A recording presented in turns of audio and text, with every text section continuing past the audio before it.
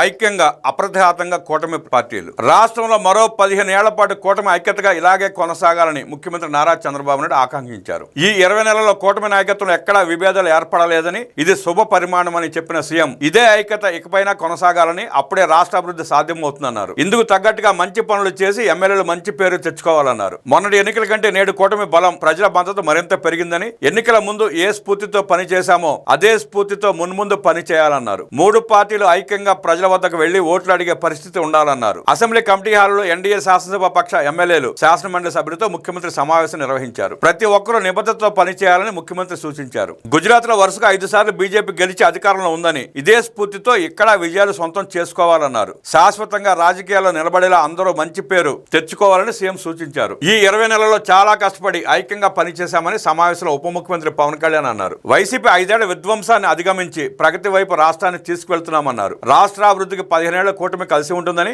ఐక్యంగా ముందుకు వెళ్తుందని డిప్యూటీ సీఎం ధీమా వ్యక్తం చేశారు. ఎన్నికల్లో ఏ స్ఫూర్తితో పనిచేశామో భవిష్యత్తులో అలాగే పనిచేయాల్సి ఉంటుందన్నారు. పార్టీల మధ్య భిన్నాభిప్రాయాలు ఉంటే అంతర్గతంగా కూర్చుని వాటిని పరిష్కరించుకోవాలని పవన్ కళ్యాణ్ సూచించారు. కూటమి ధర్మానికి ప్రతి ఒక్కరూ కట్టుబడి పనిచేయాలని సూచించారు.